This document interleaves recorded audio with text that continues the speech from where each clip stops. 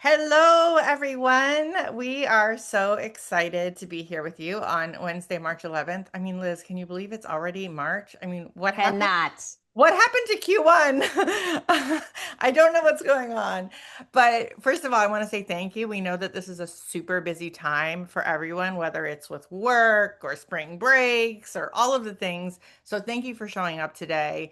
Having you here is so very important. And we have a lot on the schedule today. So we really want to get started.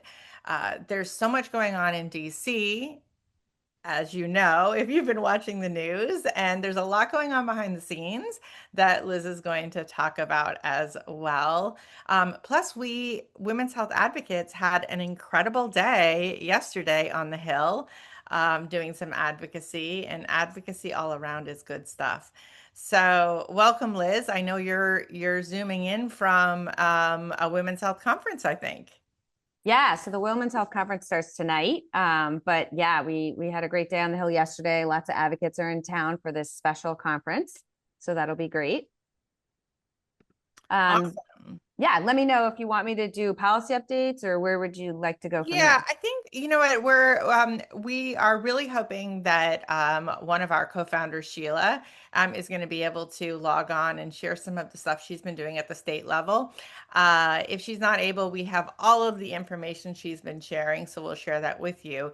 But let's move forward to the I'm DC. here. I'm here. I Oh, had a hard time getting on. I had such a hard time getting on. no, No, no worries. No worries. We're so excited to have you here, Sheila. For those of you that don't know Sheila, she's going to tell you a little bit about herself, and I'm going to let Liz give her, the introduction that she deserves. But she has been quite the inspiration to me, both publicly and personally, taking time out of her schedule to meet with me and encourage me. And I'm just so grateful to have her a part of this initiative. So, Liz, take it Yeah, away. so I'm so excited to have Sheila speak today. And just as a refresher, I'm Liz Powell. I'm the founder of the Women's Health Advocates and co-founder of this Women of the Breast Cancer Early Detection Coalition, along with Vanessa and Sheila, Smita, and Sally. And then we have a core team of amazing advocates and leaders really pushing forward early detection for women. I got to meet Sheila a few years ago, and she transformed my life. I did not even know about breast density. I didn't know that I needed to ask about it. Sure enough, I have dense breasts. So thanks to Sheila, I have advocated for myself to get the additional screening that I need, and had to really work at it, but I got it now. So I now have a mammogram every year as well as ultrasound. And that is because of Sheila. She also, she got me active in this advocacy effort, and we worked very closely together. We did a phenomenal congressional briefing on this exact issue of accurate early detection for breast cancer by providing access to all these screening technologies, not just a mammogram. And then she was busy doing other things because she's this incredible multi serial entrepreneur who is making a huge difference in rare disease. And I couldn't stop though. It's like she got in me. I couldn't stop. So I kept advocating. We kept doing advocacy efforts. And Sheila and I would sometimes team up. Sometimes we do things with like Leslie and some other folks. And then we finally realized we have something here we need to turn into an official coalition. And so Sheila has helped make all of this possible. She is the reason I am here and that I can't let go. Like I literally can't let go. I'm going to advocate for this till the day I die. So it's all because of Sheila. So serial entrepreneur, kick-ass, badass leader overall, but an incredible advocate on breast cancer. So with that, I would love for you, Sheila, to oh, share a little bit about not just a little bit, a lot, what's going on in North Carolina, sure. the elections and how we were Yeah. able to play a role in Oh, that. yes, yes, I think it'd be yes. awesome. Okay, so all Okay. yours. All right. So first of all, thank you so much, Liz. That's an incredible background, and just I really appreciate everything that you do.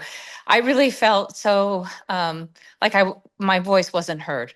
I felt it was a very unfair situation when mammograms over 7 years didn't detect four tumors that represented 10 centimeters of cancer. I had to go through a pretty rough treatment, including 66 radiation treatments. And I basically said, I'm going to make it better for other women in my state. And, I didn't know how to advocate through the legislative process. And I'm so glad that I had the opportunity to connect with you, Liz, and, the other members of the coalition, as well as the Women's Health Advocates Group. The bottom line is, I introduced over several years legislation with the help of Leslie Ferris Yeager. And I'm sorry, I'm on my phone because my computer just would not connect with Leslie Ferris Yeager from My Density Matters. I tried to get change done in my state. We introduced with Susan G. Cohen and with the American Cancer Society bills to expand insurance coverage for supplemental screening needed by 50% of us to find our tumors timely. Of course, we are the women with dense tissue. Our bills would pass the House unanimously. They would get into the Senate, and one individual, Phil Berger, Senator Berger is the most influential man in our state. He has solidified power across the executive branch, basically gutted all of the governor's ability to make any change. He controls the Senate with an iron fist, and he is backed by Blue Cross Blue Shield insurance interest. So when our bills over the last 3 years got to the Senate, he wouldn't let them out of committee. So they never had an opportunity to get voted on. And so it became very clear to me that the only way that we were going to be able to get change was to basically remove him from office. And so, it's interesting who you have to pair up with sometimes to make change, but he had a primary election ongoing in his district, District 26 here in North Carolina.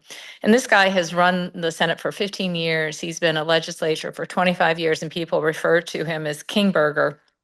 Everybody said he was infallible. And in fact, President Trump came in and gave his endorsement, which he never does for a state legislative position. And so people were insistent, right, that he was going to win.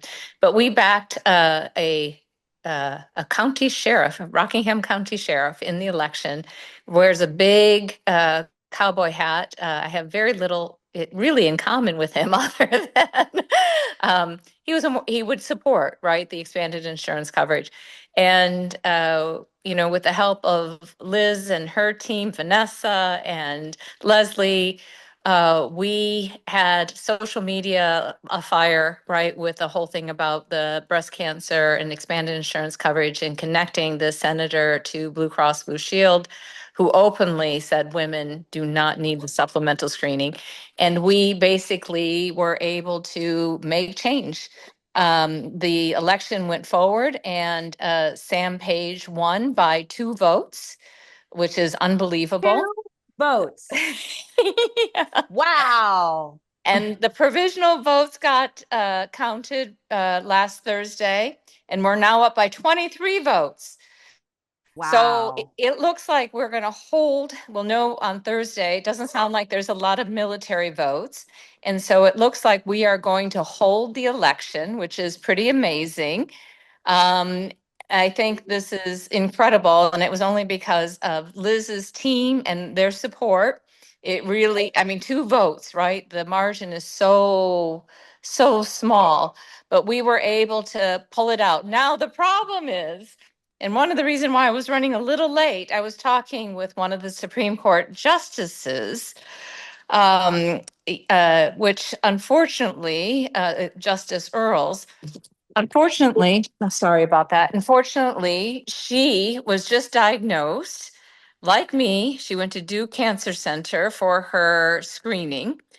They missed 8 centimeters of breast cancer, even though she went every year and got these 3D mammograms. And she's now undergoing treatment. She is being challenged by a senator, Senator Stevens, who is a 2-time breast cancer survivor who actually spoke out on the Senate.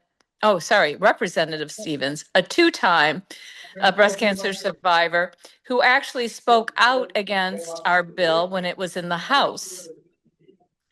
And so Representative Stevens is now challenging Justice Earls for her position.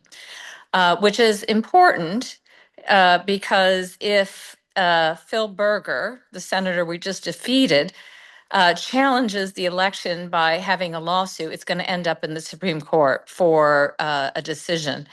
And so now I found myself in another political battle trying to make sure that Justice Earls keeps her position and that this Representative Stevens doesn't get it. Both breast cancer survivors, by the way, because Representative Stevens, it appears, will advocate with the insurance companies and not and will support Phil Berger's position, and the whole thing can unwind. It's really, politics in North Carolina is really ridiculous. And unfortunately, this breast cancer issue seems to be a thorny political issue.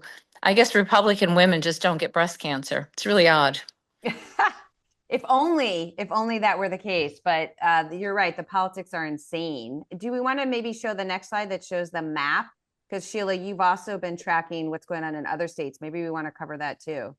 Yeah, so right now there are a total, well, all the states except for 11. That's the easier way to say, or it's 12, but Wisconsin actually, their legislature has passed the bill and it's on the governor's desk for signing. It's Gale's Law.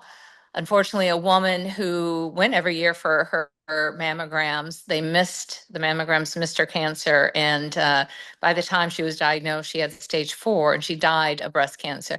I mean, people keep thinking breast cancer is not a big issue, but every day there's about 115 women who die, which is equivalent to a mid-sized jet crashing daily. So it's pretty significant, right? So I think again, there's now 11 states that are still outstanding. But I looked the other day, Alabama, South Carolina, California, most of these states actually do have legislation that is moving forward. Florida, is covered. I think Michigan is one of the more interesting ones, as well as, of course, North Carolina. West Virginia also has legislation now that is moving forward. And so I think North Carolina, we're hell-bent determined to be the very last state to pass legislation if we ever pass it at all. So, again, if you're in one of the states where insurance coverage has been expanded, make sure that you are getting the supplemental screening. And if you're in one of the states where they haven't passed it yet, get behind the bills. And I could probably send that to you, Liz, the legislation that's pending in each of the states. But let your legislators know that this is an important bill that has to pass. And if you're in North Carolina, please reach out to me. We are starting the Women's Health Advocates North Carolina chapter. We are expecting to have our first meeting the beginning of May, and we've already got a coalition of people from Greensboro, Charlotte, and Raleigh-Durham, and we're reaching out now to potential advocates out in Wilmington. We've asked nicely for a long time for change to women's health. We've had to ask men who are, they hold all the power, and we've decided we have to get the power for ourselves. They're just not doing justice to our issues. So, again, I think it's time for us to step up. This is an important thing. This is our lives, but it's also our economic welfare. If women aren't healthy, if you have a later stage breast cancer diagnosis, it takes months to recover. And that often, puts women in a difficult economic position. They have high medical bills, jobs. They just don't have the same kind of career prospects. So it's a health and an economic issue, and we need to advocate for change. 100%. Oh my gosh. Thank you so much, Sheila. You're just amazing. You're so inspiring. And that map, honestly, looks better than it did when you and I first started this. Oh, yeah. So, right? Yeah. So we're getting there, right? All there. our voices are making a difference. And the other thing is, and I saw this yesterday, we did this incredibly successful endometriosis and adenomyosis Hill Day. And we kept talking about the ripple effect. So every time each one of us speaks up, social media, in person, we get to come to Capitol Hill, we go to the State House. Every time it's rippling out because they're talking to their friends and their friends and their friends. And then more and more people are getting involved. And that is how you drive a national movement and you make our voice count. So each and every one of us on this call, we are doing this. We are making a difference. And so I'm just so inspired and energized with what has happened in North Carolina. So thank you, Sheila. And thank you, Vanessa, right? It And was Vanessa. amazing. Vanessa, thank you so much for all the support you provided. It was great. And Liz, thank you for your team, right? You came in and really, well, you convinced at least two people. Right. 2 votes. That's awesome. Well, Go I team. I think that Sheila, you just make the real point for everyone that sometimes we can look at the world and it can feel like nothing's happening, right? And it can feel like, oh, my voice really doesn't matter. But the Mm-hmm. fact is that our voices hold power. And all of us represent communities, right? Mm-hmm. Whether it's our family, our friends, our work, and advocacy happens everywhere. And so you are just such an incredible example to all of us how taking one step forward and, deciding to use your voice makes a difference. And so, if for anything, um, that is important. I want everyone to know that I put in the chat so if you don't have your chat open, open your chat. I put into the chat what Sheila had posted for the bills that are actually out there in the different states, and we will also send something out. So thank you, Sheila. Thank you. I think we have more stuff going on in DC right now, don't we, Liz? Yes, there's a few things going on. We can keep going. Yeah, let's move forward. Next slide, please. Um, so we continue to advocate for the Find It Early Act. And I put a challenge out there to all of you. Could we get 10 more co-sponsors from our last Breast Cancer Early Detection Coalition call to now? We did not get 10, but we got one more in the House side. Hey, that's one. I'll take it. I mean, let's aim high and then we at least get something. So we got Glenn Ivy.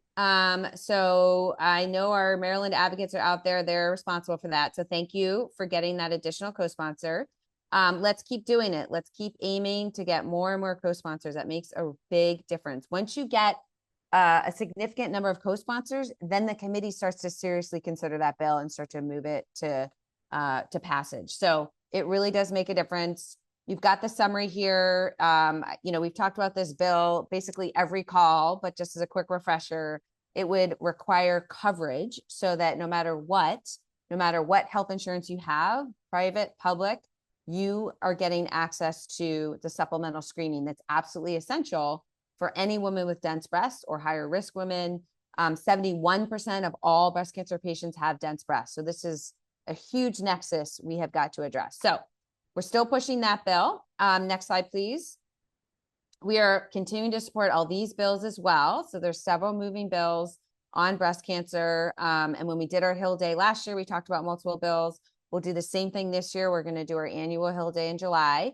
Before that, we'll have our May All of Women's Health Hill Day that we welcome people to come and be part of and talk about breast cancer. So next slide, please. We've been focused on this issue as well. So for those that are stage 0 breast cancer patients, a test can determine whether it is beneficial or not to do follow-up radiation, which is toxic and unnecessary for a majority of patients following this test. But unfortunately, if they don't use the test, many women are getting this toxic radiation they don't need. It's disruptive to your life, as we know. So we have been advocating for coverage for this test as an additional element to the early breast cancer detection efforts. We had Leona speak from, she's a physician as well as a breast cancer survivor, diagnosed in her 30s, has been a longtime champion, and she shared this issue last August. And so since then, we submitted comments, we've been trying to push to get coverage for this as well. So we can keep going to next slide. This just explains a little bit about how it narrows down and can clarify if you actually need this additional radiation or not. So I don't know that we need to go into more detail on that, but that 79% of patients that don't need the additional radiation, that's a huge number. So it's really important that we have this test covered. Next slide, please. And then these are just upcoming events. I don't know, Vanessa, if you wanted to talk about upcoming events. By the way, I bought my ticket to the Empower Hour, so I'm very excited for that event. So yeah, we have quite a few things that have just popped up over the last month or so. First, certainly the Empower Hour. We always want to make sure that we're highlighting the things that our partners and our leaders are doing. We are a coalition that is made up of all kinds of individuals that are doing incredible work. The Brehm Foundation is holding their celebrating 20 years of working in the early detection space. So if you are in the DC area and you have the ability to participate in this fundraiser, it's going to be a wonderful, wonderful evening. There's a QR code there you can scan. We're really excited to announce that we are going to be doing some events at the Chief Clubhouse. Now, if people aren't aware of Chief, Chief is like, I mean, how do we describe Chief? It is uh, it's kind of like a WeWork for women. And they are set up in a handful of cities around the country. They also have a really robust networking um, platform. And we're starting with two events. We're doing one at the Washington, D.C. event with BREM and My Density Matters and Prevent Cancer. And it'll be a kind of a combination of education around, well, what is breast density? Why does it matter? And advocacy. And then we'll also be doing one in Chicago. Our One of our leaders, Leslie Yerger, is going to really be leading that up. We're excited about that. If you are a member of Chief, you will be able to go. If you are in one of these cities and you want to be included in this, we will be able to invite a small number of people that aren't Chief members. So please reach out to us. We can certainly put people on the list to have them as volunteers. And this is an example of something that you can do. Last month we had Bethany, I think she might even be on this call right now, um, uh, uh, talking about how she brought some of us into her organization for a virtual event. These are ways that we can spread the word.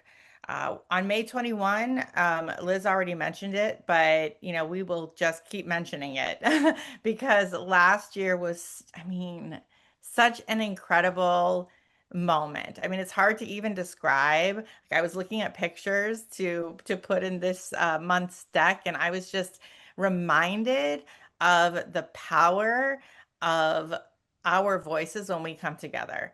And we're going to be doing that again on May 21st. Be on the lookout for the sign up for that.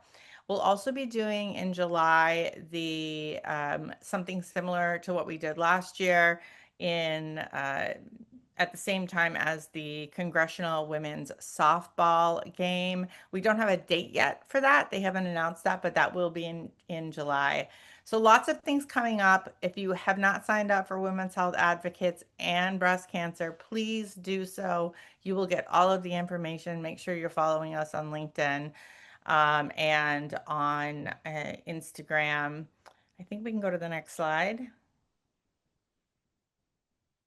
So this is a great, we shared this last month, but we'll share it again. We're super excited that Liz is going to be really getting together with some of our other leaders, including Dr. Mitzi, to talk about voting. I mean, this is a year where, as we just heard from Sheila, that our voice matters, and part of our voice is our vote. And we're going to be talking about voter education, why it's important to vote, and this is going to be a really a five-part series that has just wonderful, incredible, knowledgeable individuals in this area.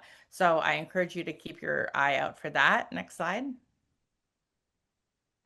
Write a letter. We've been talking about it. We've made it really easy for you. Of course, you can contact your congressional or representative's office yourself, but we've made it easy for you to write a letter. You can scan this QR code. It takes you directly to our website. where you can click on the Find It Early Act letter. We encourage you to really personalize it. We kind of look at the 80-20 rule. Like we want to have 80% of your story and 20% of what, what we've put in there. Um, Tell them why it matters to you and send that letter. But even if you can't do the 80-20, send the letter anyway. We want to get as many letters sent as possible. And there are a lot of other opportunities to send letters on womenshealthadvocates.org as well. Next slide. So, you can see we are all about business and we are all about fun. I mean, I said it on the last call, I think, to Liz or to Katie. Who knew that fighting for things like breast cancer and endo could be just so much fun? But it really is, and we really want to encourage people to be a part of the steering committee. Next slide.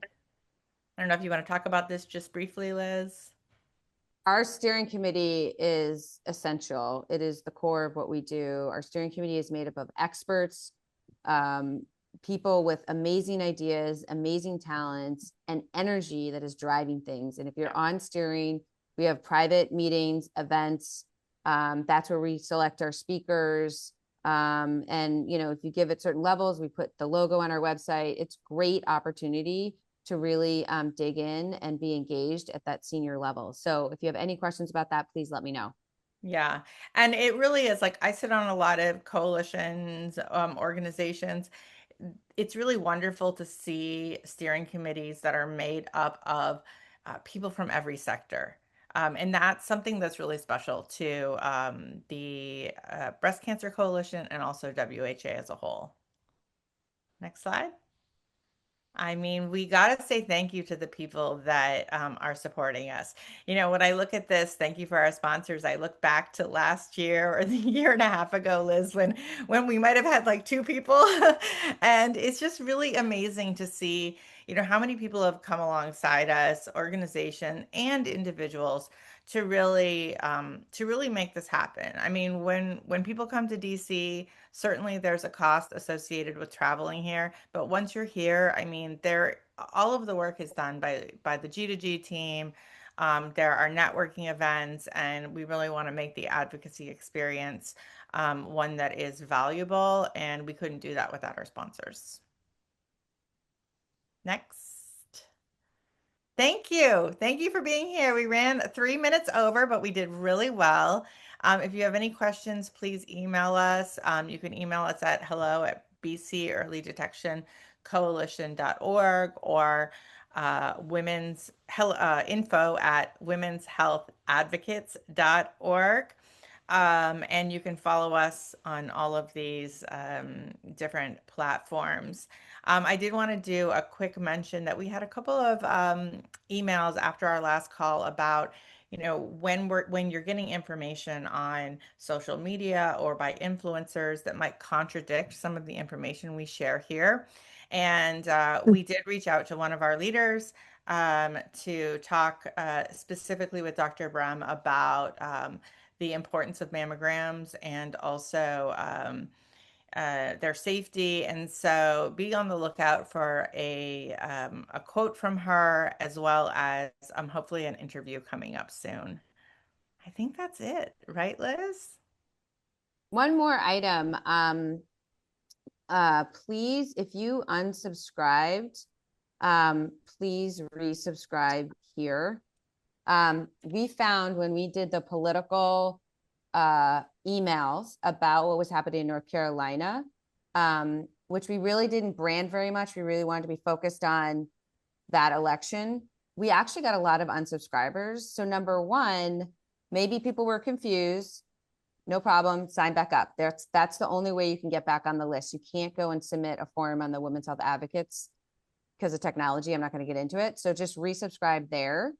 But second, if you were like turned off by politics, I'm really hoping after today you're turned back on and you see that it's all interconnected. The personal, the policy, the advocacy, the politics, it's interconnected.